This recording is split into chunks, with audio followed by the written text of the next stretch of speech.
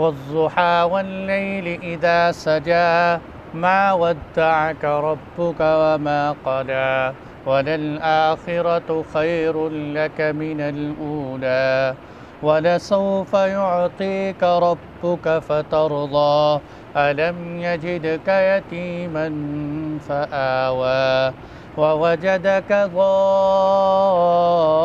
ज़ाल्लन फ़हदा ववजदक आइलन फ़अग़ना। सदक़ल्लाहु मौलाना अज़ीम। गुज़िश्ता सूरत हम सूरतुल लैल पढ़ चुके हैं। उस सूरत के अंदर अल्लाह जल्ल जलालहू ने सैयदना सिद्दीक़ अकबर रज़ी अल्लाहु अन्हु की सखावत और शान का तज़किरा किया था। ये जो सूरत है सूरतुज़्ज़ुहा, इस सूरत के अंदर बुनियादी तौर पर अल्लाह जल्ल जलालहू हुज़ूर सल्लल्लाहु अलैहि वसल्लम की शान का तज़किरा कर रहे हैं। सूरतुज़्ज़ुहा गोया के हुज़ूर नबी अकरम सल्लल्लाहु अलैहि वसल्लम की शान है। इस सूरत को समझने से पहले इसका पस मंज़र समझ लीजिए, फिर सूरत बड़ी आसानी से समझ आएगी। हुज़ूर सल्लल्लाहु अलैहि वसल्लम के पास मुशरिकीन मक्का इकट्ठे होकर आए, कहने लगे कि हमें 3 सवालों के जवाब दो। आपने पूछा भाई कौन से 3 सवाल? उन्होंने कहा रूह के बारे में बताएं कि रूह क्या चीज़ होती है, और दूसरा उन्होंने कहा ये बताएं कि ज़ुल्क़रनैन कौन थे, और तीसरा सवाल ये है कि असहाबे कहफ़ कौन थे। हुज़ूर सल्लल्लाहु अलैहि वसल्लम ने सुना तो आपने फरमाया कि भाई ठीक है, मेरे पास जब वही आएगी तो मैं उसके हिसाब से आपको जवाब दे दूँ, कल इंशाअल्लाह मैं आपको बता दूँ। हुज़ूर सल्लल्लाहु अलैहि वसल्लम ने जब ये बात कही तो आपने इंशाअल्लाह नहीं कहा, आपने बस ये कहा कि कल मैं आपको बता दूँ। वो अल्लाह की शान ऐसा हुआ कि 1 दिन, 2 दिन, 3 दिन हुज़ूर पर वही नहीं आ रही। वो आकर हुज़ूर सल्लल्लाहु अलैहि वसल्लम का मजाक उड़ाने लगे, कहने लगे क्या तुझे तेरे रहमान ने छोड़ दिए? क्या अल्लाह की ज़ात ने आपके साथ ताल्लुक़ ख़त्म कर दिए? बल्कि यहाँ तक उन्होंने कहा क़द तरकक शैतानुका, क्या वो जो तेरे पास शैतान फ़रिश्ता आता है उसने तेरा साथ छोड़ दिए? हुज़ूर सल्लल्लाहु अलैहि वसल्लम को ऐसे ऐसे अल्फाज कहे, और कभी कहते कि क्या वदा का, तुझे अल्लाह ने छोड़ दिया, और कभी कहते क़ला का, क्या अल्लाह ताला तेरे से नाराज़ हो गए। हुज़ूर सल्लल्लाहु अलैहि वसल्लम भी इंतज़ार कर रहे हैं दिन ब दिन। लगातार 14 दिन के बाद सबसे पहले वही आई, और अल्लाह ताला ने कुरान में इरशाद फरमाया वला तक़ूलन्न लिशैइन इन्नी फ़ाइलुन ज़ालिका गदा। ए महबूब, आप किसी चीज़ के बारे में ऐसे ना कहा करें कि मैं कल ये करूँगा, बल्कि जब भी कहना हो तो कहा करें इल्ला अन यशा अल्लाह, इंशाअल्लाह कह दिया करें। जब भी कोई बात करनी हो तो इंशाअल्लाह, इंशाअल्लाह मैं ऐसे करूँगा, इंशाअल्लाह मैं यूँ करूँगा, इंशाअल्लाह मैं ऐसे करूँगा, क्योंकि इंसान के कंट्रोल में नहीं, उसको पता ही नहीं वो क्या करे। इंशाअल्लाह हर बात के अंदर कहने की इंसान को आदत बनानी चाहिए। तो हुज़ूर सल्लल्लाहु अलैहि वसल्लम की उस वक़्त जो दिल आज़ारी हुई और आप वही के इंतज़ार में रहे, वो अल्लाह ताला इस सूरत में बयान फरमा रहे हैं, तसल्ली दे रहे हैं अपने महबूब को।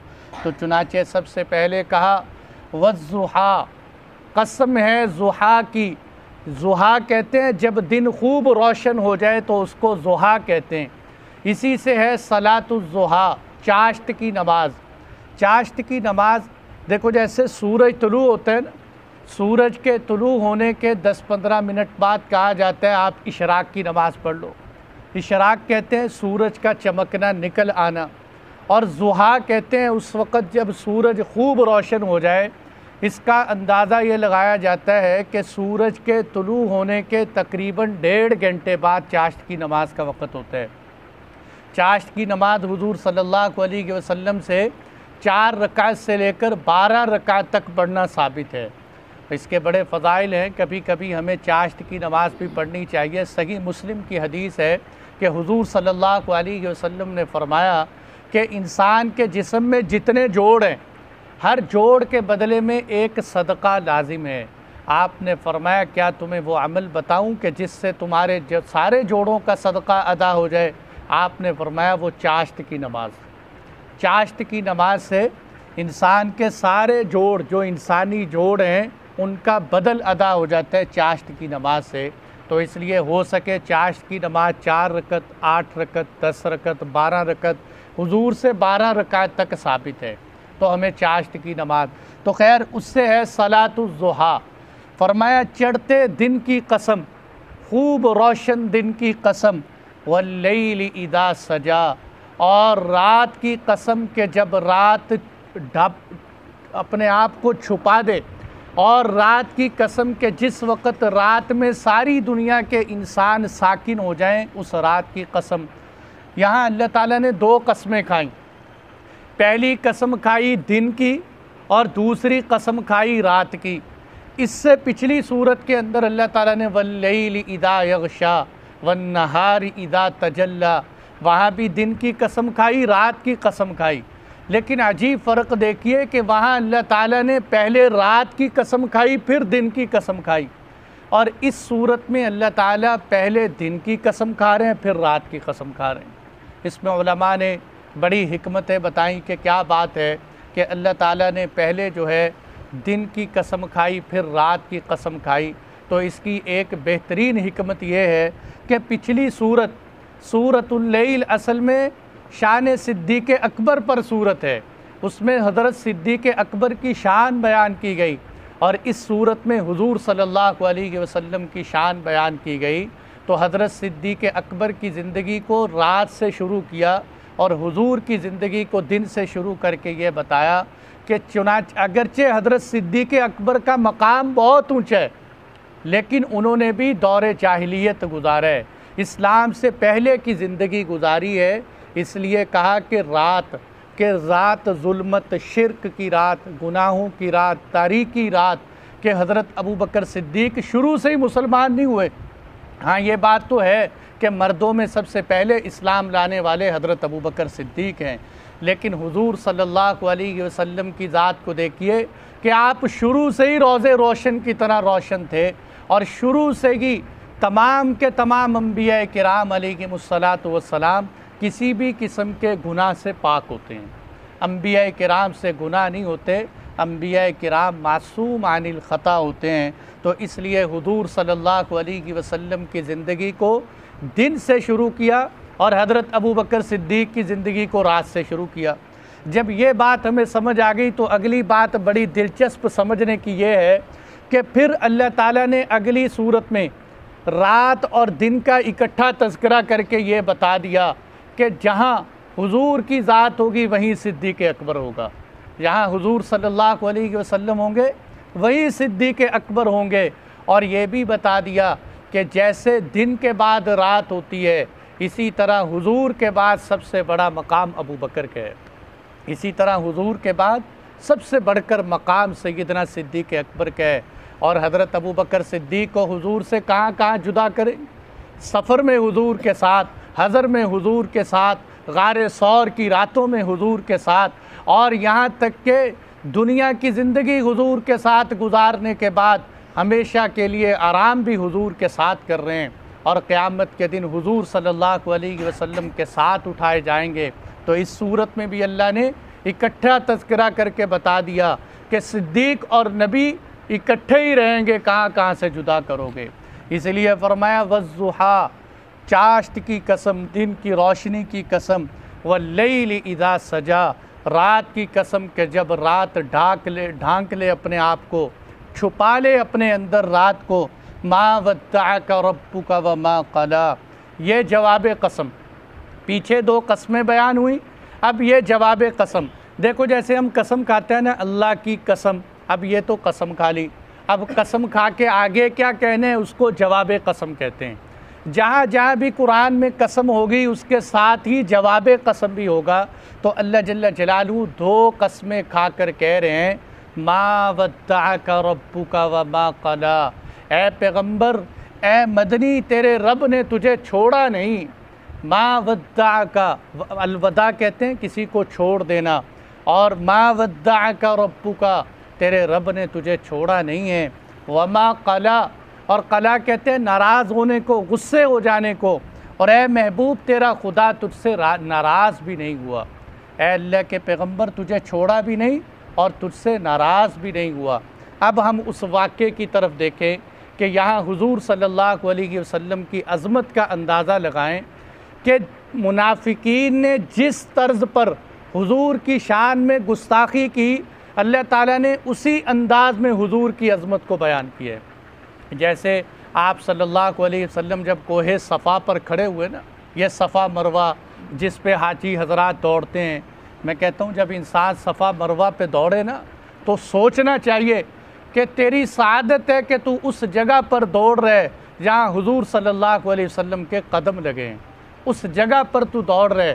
ये कोहे सफ़ा पर खड़े होकर हुज़ूर सल्लल्लाहु अलैहि वसल्लम ने लोगों से कहा कि ए कुरैश वालो, ए फ़लाँ फ़लाँ कबीले वालो, तुम ये बताओ कि अगर मैं तुम्हें ये कहूँ कि इस पहाड़ के पीछे एक काफ़िला खड़ा है जो सुबह तुम पे हमला कर देगा, तो क्या तुम मेरी बात का यकीन करो?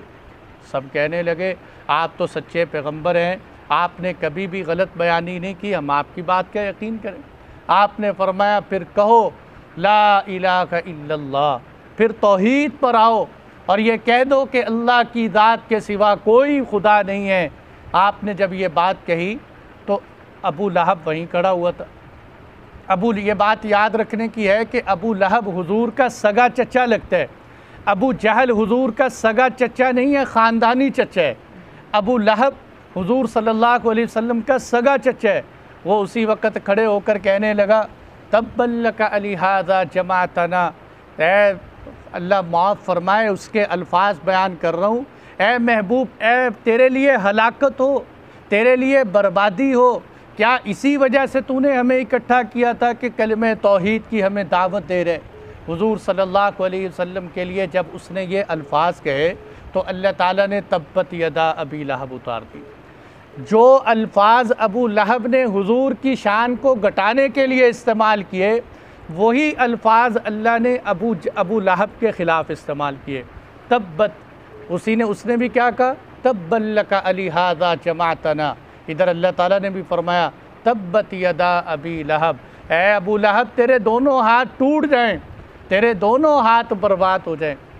अच्छा, यहाँ तब्बत यदा से याद आया, एक जगह की बात है, उन्होंने मुझे बताया, ये हकीकी वाक़या है। कहते एक मौलवी साहब जो है ना, वो नमाज के अंदर जब भी तिलावत करते तो तिलावत करते हुए तब्बत यदा अबी लहब बहुत पढ़ते थे। मस्जिद की इंतज़ामिया ने उनको कहा इमाम साहब आप हमारी तरफ से फ़ारिग हैं। उन्होंने कहा भाई मेरा ऐप तो बताओ, कसूर बताओ, मेरा क्या कसूर है? उन्होंने कहा नहीं बस आप फ़ारिग। उन्होंने कहा भाई मेरी वजह? उन्होंने कहा आप हर नमाज में तब्बत यदा अबी लहब पढ़ते रहते हैं। उन्होंने कहा भाई ये तो कुरान का हिस्सा है, मैं कुरान से बाहर तो नहीं पढ़ता। कहते नहीं, उसमें अल्लाह के नबी के चच्चे का तज़किरा है, आप हर दफ़ा जो है नमाज में अबू लहब की गुस्ताखियाँ करते रहते हैं, उसमें तो अबू लहब के ख़िलाफ़ बड़े सख्त जुमले। और मौलवी साहब कहने लगे कि भाई ये तो अल्लाह ने कुरान में कहा है, मैंने अपने पास से तो नहीं कहा। कहते अल्लाह कहता रहे, तू तो ना कह, तू क्यों कहता है नमाज के अंदर? तो उनको इस वजह से नमाज से फारिग कर दिया। खैर, मैं ये बता रहा था कि अल्लाह ताला की शान ये है कि हुजूर सल्लल्लाहु अलैहि वसल्लम की जिसने जिस अंदाज में गुस्ताखी की है, अल्लाह ताला ने उसको उसी जवाब पे पलट कर जवाब दिया। और यहाँ भी फरमाया जैसे उन्होंने कहा था वदा का रब्बू का, तुझे तेरे रब ने छोड़ दिया, अल्लाह ताला ने फरमाया नहीं ए महबूब, मैं 2 कसमें खा कर कहता हूँ तेरे रब ने तुझे छोड़ा नहीं और तेरा रब तेरे से नाराज़ नहीं हुआ। हाँ, ये बात है कि जिस तरह दिन हमेशा नहीं रहता, रात हमेशा नहीं रहती, कभी रात आ जाती है, कभी दिन आ जाता है, इसी तरह ए महबूब कभी तेरे पे वही आएगी, कभी नहीं आए, कभी वही आ जाया करेगी, कभी नहीं। एक दफ़ा ना आप सल्लल्लाहु अलैहि वसल्लम ने हज़रत जिब्राईल अलैहिस्सलाम से फरमाया, क्या है जिब्राईल, तू आने में बड़ी देर कर देता है, मा जिअता हत्ता, तू बहुत देर कर देता है, यहाँ तक कि मुझे शौक़ होने लगता है कि जिब्राईल कब मेरे पास आए। तो जिब्राईल आगे से कहने लगे, ए अल्लाह के नबी, आप मेरी मुलाकात का जितना शौक़ रखते हैं, मैं आपसे ज़्यादा शौक़ रखता हूँ, मैं आपकी मुलाकात का आपसे ज़्यादा शौक़ रखता हूँ। बस क्या बात है कि मैं अल्लाह के हुक्म का पाबंद हूँ, जब अल्लाह ताला की तरफ से हुक्म होता है तो मैं आता हूँ। कितनी अज़मतों वाले हुज़ूर सल्लल्लाहु अलैहि वसल्लम कि जिनकी ज़ियारत के लिए जिब्राइल भी मुश्ताक़ रहता था कि कब मेरी हुज़ूर से मुलाकात हो जाए। तो अल्लाह ताला ने फरमाया मा वद्दाका रब्बुका व मा क़ला, ए पैगम्बर वही के ना आने का मतलब ये नहीं है कि तेरा खुदा तुझसे नाराज़ हो गया या तुझे छोड़ दिया है। आगे क्या फरमाया, वलल आखिरतु खैरुल लक मिनल ऊला, और आखिरत की ज़िंदगी और बाद वाले लम्हे खैरुल लक मिनल ऊला, पहले लम्हों से बेहतर होंगे।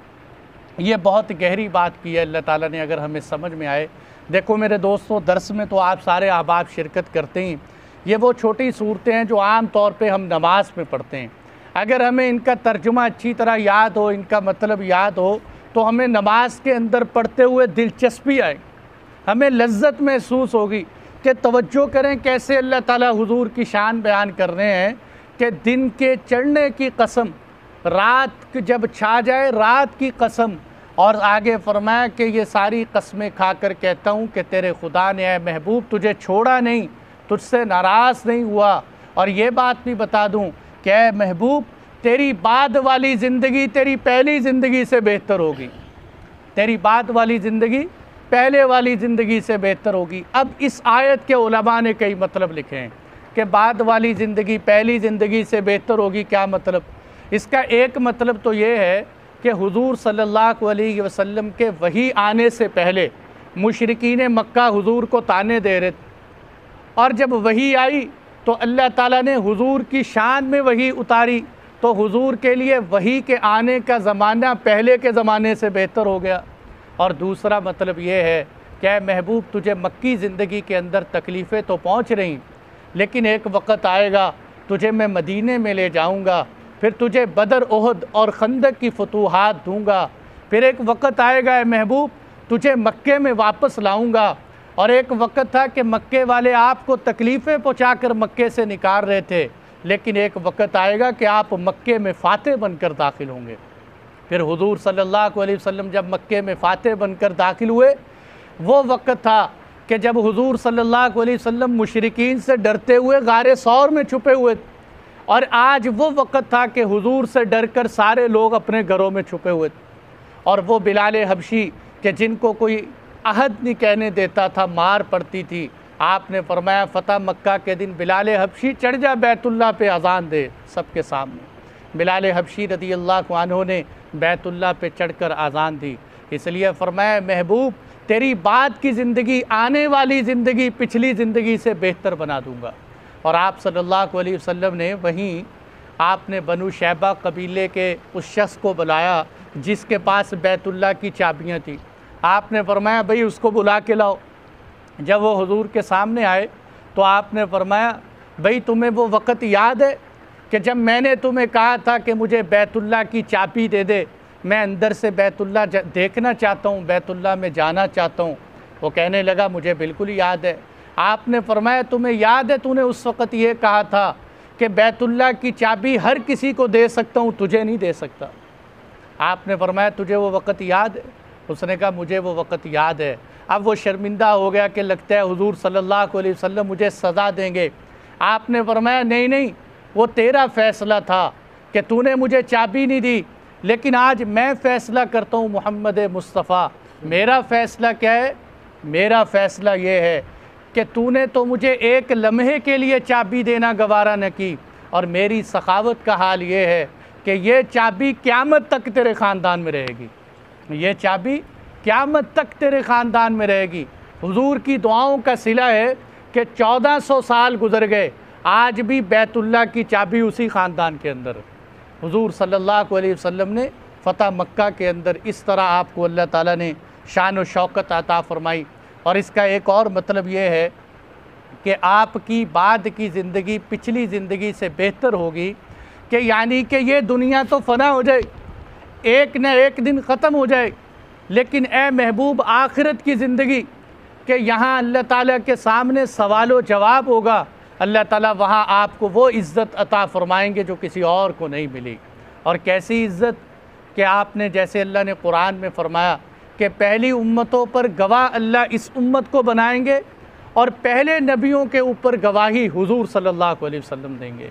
यह आपका कितना बड़ा एजाज़ और मकाम हम्द आपको दिया जाएगा, वसीले का मकाम आपको दिया जाएगा।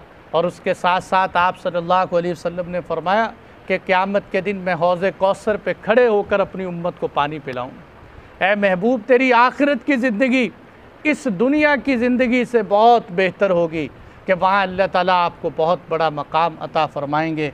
इसलिए भाइयों, दुआ करनी चाहिए कि हुजूर सल्लल्लाहु अलैहि वसल्लम की मोहब्बत का कोई ज़र्रा अल्लाह हम जैसों को भी नसीब फ़रमाए, कि आप सल्लल्लाहु अलैहि वसल्लम की मोहब्बत के बग़ैर ईमान नाकिस, ईमान मुकम्मल हो ही नहीं सकता। हुजूर की मोहब्बत के बग़ैर हुजूर सल्लल्लाहु अलैहि वसल्लम को एक तरफ रखा जाए, 1.25 लाख अम्बिया को एक पलड़े में रखा जाए, हुजूर सल्लल्लाहु अलैहि वसल्लम का पलड़ा भारी है। 1.25 लाख अम्बिया किराम एक तरफ हों, हुजूर सल्लल्लाहु अलैहि वसल्लम की मौजूदगी के अंदर कोई इमामत नहीं करवाए, इमामत का हक़ हुजूर सल्लल्लाहु अलैहि वसल्लम को है।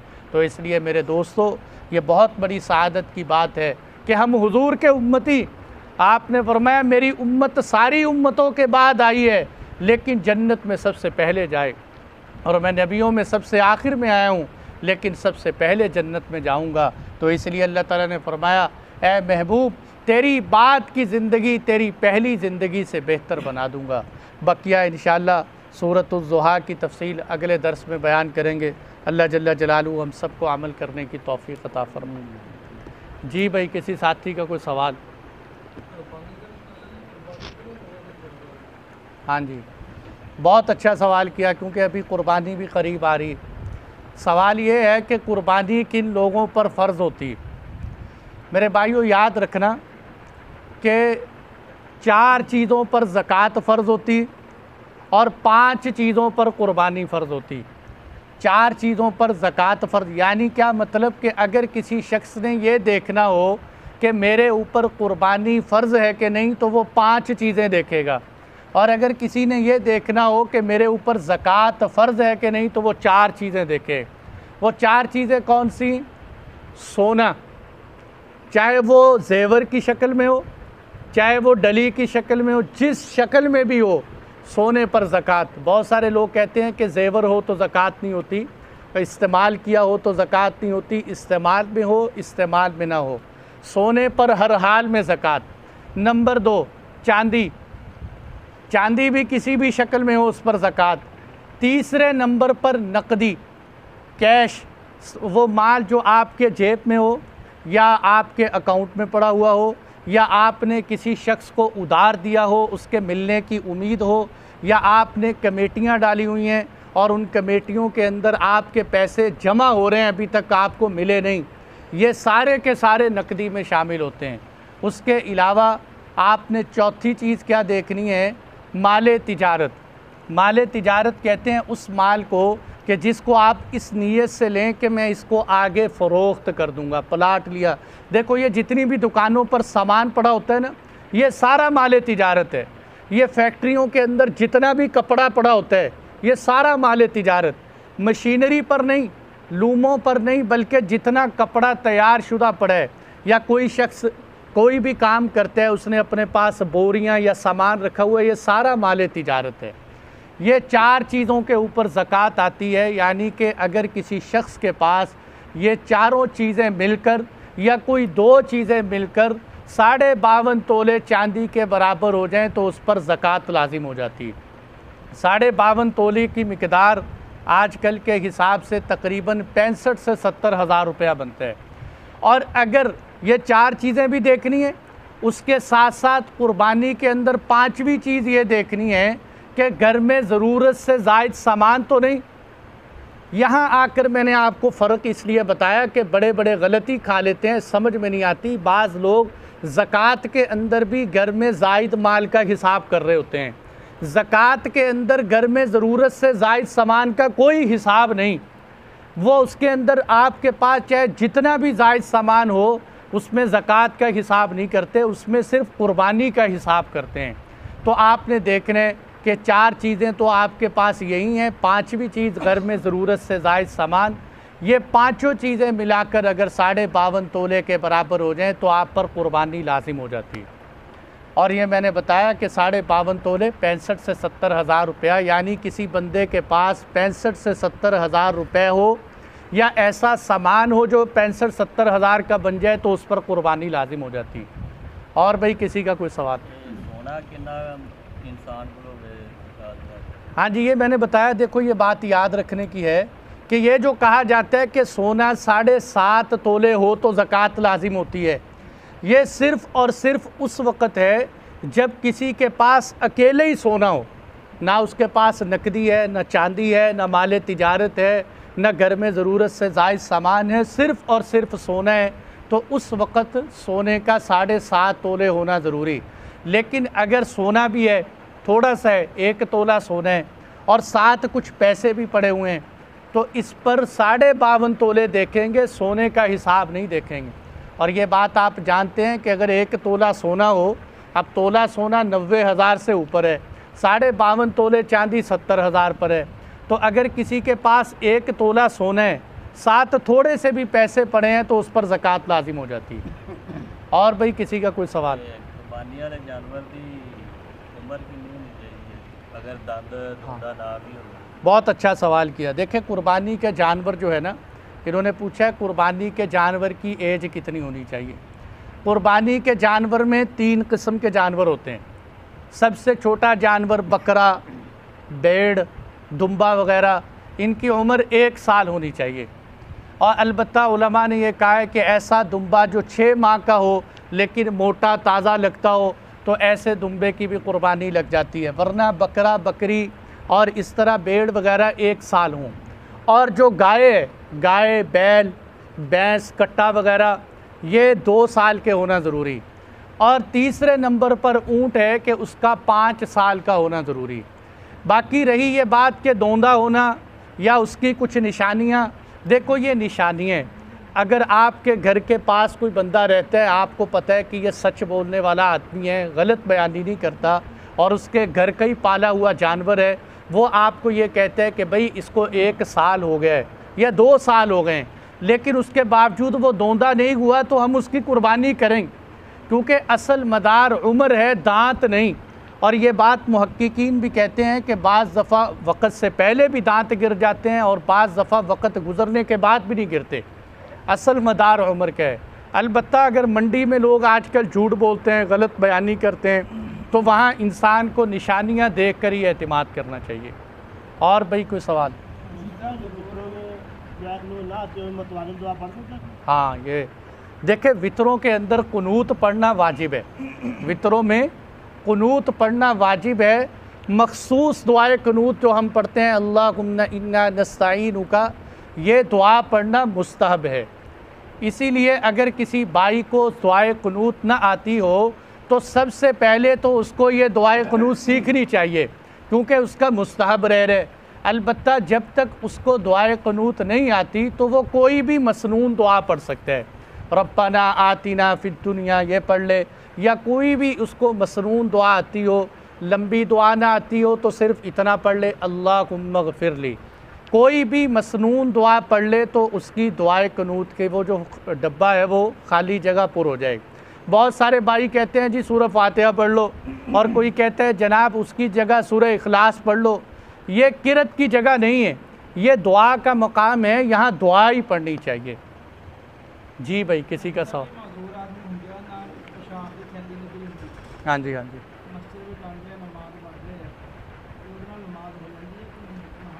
देखिए, भाई का सवाल ये है कि माजूर अफराद होते हैं, उनको पेशाब की नाली लग जाती है, बैग लगा होता है साथ, तो क्या वो उसी बैग के साथ नमाज़ पढ़ सकते हैं, मस्जिद में आ सकते हैं?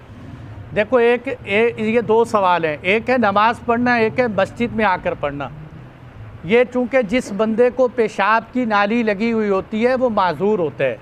माजूर के और तंदुरुस्त के अहकामात शरीयत में जुदा जुदा होते हैं, इसलिए जिस आदमी को पेशाब की नाली लगी हुई है वो बेचारा माजूर है, तो वो उस नाली के लगे होने की हालत में उस बैग के साथ ही नमाज़ पढ़ सकते हैं। ये नहीं हम कहेंगे कि आपके साथ तो नापाकी लगी हुई है, आपकी नमाज ही नहीं होगी, नहीं, वो उसी के साथ नमाज़ पढ़ सकते हैं। बाकी रही बात मस्जिद में आने की, तो ऐसे माजूर आदमी को मस्जिद में आकर नमाज़ नहीं पढ़नी चाहिए, बल्कि घर में नमाज़ पढ़नी चाहिए। इसलिए कि इतनी तो गुंजाइश है कि आपके साथ थैली लगी हुई है, लेकिन इसकी गुंजाइश नहीं कि आप मस्जिद में कोई नापाक चीज़ लेकर आएँ। मस्जिद में किसी नापाक चीज़ को लेकर नहीं आना चाहिए। इसलिए ऐसे माजूर आदमी को घर में ही नमाज़ पढ़नी चाहिए। और जो आदमी किसी ऐसे उज़र की वजह से घर में नमाज़ पढ़ेगा तो अल्लाह से उम्मीद है कि इंशाअल्लाह उसको जमात का सवाब भी मिलेगा। जी भाई। सोना चांदी ना हो, पैसे हों पे वो साल शर्त है या कुर्बानी वास्ते, ज़कात वास्ते? हाँ, देखिए ये एक अच्छा सवाल है। सवाल इनका ये है कि ये जो पैसे, अगर सोना नहीं है सिर्फ पैसे पड़े हैं, तो क्या इन पे साल का गुज़रना ज़रूरी? ज़कात के अंदर ये बात तो है कि साल का गुज़रना ज़रूरी होता है सामान पर, लेकिन जो मतलब हमने साल गुज़रने का बना लिया है वो मतलब नहीं है शरीयत का। शरीयत का मतलब हमें अच्छी तरह जहन नशीन करना चाहिए। देखो, शरीयत ये कहती है कि जिस दिन आपके पास ज़कात की मिकदार के पैसे आ जाएं, अपनी तारीख़ नोट कर लो। साल के अंदर जो दिन आए आपने 29 जून लिख लिया। अब अगले साल जब 29 जून आए तो आप उस दिन हिसाब करें कि आपके पास मौजूदा मालियत कितनी। साल में कुछ पैसे गड़े जो है ज़्यादा हो गए, कुछ कम हो गए, और कभी कभी बहुत थोड़े हो जाते हैं, कभी बहुत बढ़ जाते हैं। उनका हम हिसाब नहीं लगाएं, बस साल के आखिर पे 29 जून को देखेंगे हमारे पास कितनी रकम है। वो जो रकम आएगी उस पर ज़कात निकालेंगे। यानी अगर पूरे साल हमारे पास पैसे नहीं रहे, 28 जून को हमारे पास 3-4 लाख रुपया आ गया, तो हम 29 जून को उसकी भी ज़कात निकालेंगे। और अगर 29 जून को हमारे पास पैसे नहीं, 30 जून को हमारे पास जितने भी पैसे आ गए उन पर ज़कात नहीं है। तो इसलिए ये सालों का हिसाब और तारीख़ का हिसाब इंसान को कर लेना चाहिए। और भाई किसी का कोई सवाल? एक आदमी मकरूज़ है, मकरूज़ के लिए क्या हुक्म है कि वो कैसे कुर्बानी कर सकते हैं? हाँ, देखिए उसमें यह है कि पहली बात तो यहाँ तक वाजिब और गुनाहगार होने की है। इनका सवाल ये है कि जो आदमी मकरूज़ है उसको कुर्बानी करनी चाहिए कि नहीं।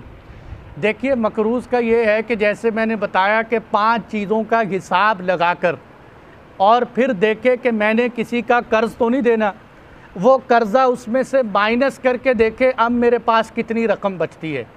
अगर तो वो रकम 52.5 तोले चांदी के बराबर बनती हो तो उसको कुर्बानी करनी चाहिए, चाहे वो किसी से रकम उधार लेकर कुर्बानी करे या उस चीज़ को फ़रोख्त करके कुर्बानी करे। और अगर 52.5 तोले चांदी से कम बनती है लेकिन फिर भी उसका दिल करता है कि मैं कुर्बानी देना चाहता हूँ, फ़िलहाल उसके पास पैसे नहीं हैं, तो उसको पता है अगर उसको उसके दिल में है कि मैं कल को ये पैसे अदा कर सकता हूँ, तो वो उधार लेकर भी कुर्बानी कर सकते हैं। ऐसे नहीं है जैसे हमारे यहाँ लोग कहते हैं कि उधार की कुर्बानी नहीं होती, उधार की कुर्बानी भी हो सकती है। और एक आदमी ने जो है जी वो मकरूज़ है, लेकिन वो कर्ज़ा देकर जो है ना, पता है उसने यार इतना कर्ज़ा देना है, अभी कुर्बानी भी आ गई है। कुर्बानी है कि वो आदमी को जो पैसे देने हैं, या ईद है 21 तारीख की, 10 तारीख को उसकी कमेटी निकल रही है, तो ऊपर से वाजिब तो फ़र्ज़ नहीं हो जाती भी उसको कुर्बानी का 1 लाख कमेटी डाली, 1 लाख उसके पास आ गया, लेकिन उसने देना भी है। आगे बताया भी आपको देना कितना है, 1 लाख ही देने, 1 लाख जितना है तय किया होगा भाई कमेटी ने आपको देनी है। हाँ, तो बस जब उसको दे देनी है तो कुर्बानी वाजिब नहीं, क्योंकि देने का एक वक्त आपका तय है, वो पहले से पूरा हो गया। और भाई किसी का कोई सवाल?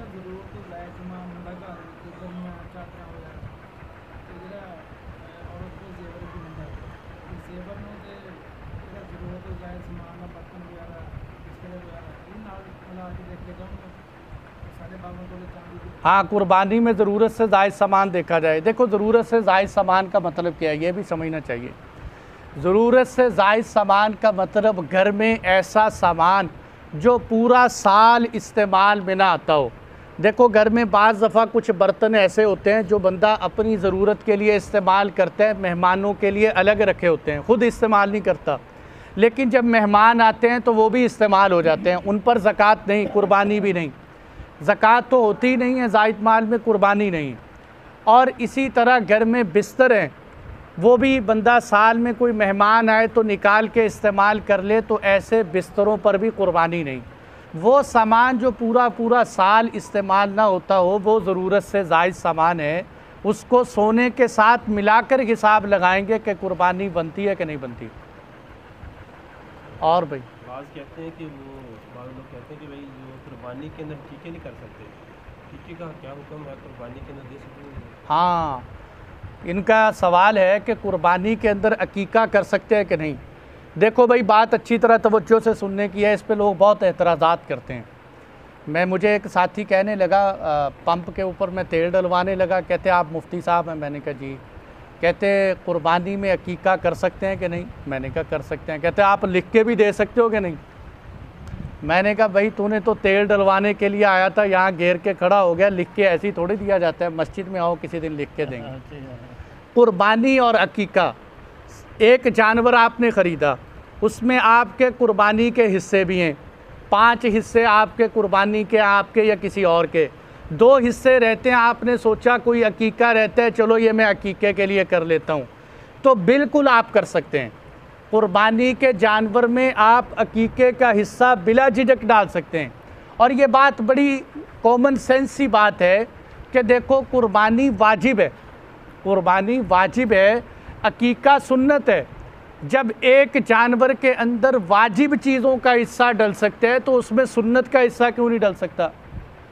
होना तो ये चाहिए कि अगर हिस्से ना डलते तो वाजिब का हिस्सा भी नहीं डलना चाहिए था, बल्कि होना ये चाहिए था कि हर एक की कुर्बानी भाई अपनी अपनी होगी, किसी और की कुर्बानी का हिस्सा नहीं डाल सकते।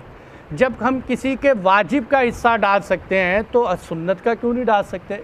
सुन्नत का मकाम वाजिब से नीचे होता है, वाजिब के लिए ज़्यादा शराइत होती हैं, सुन्नत के लिए कम शर्तें होती हैं। जी भाई, किसी का सवाल? अल्लाह ताला हम सबको अमल करने की तौफीक अता फरमाए।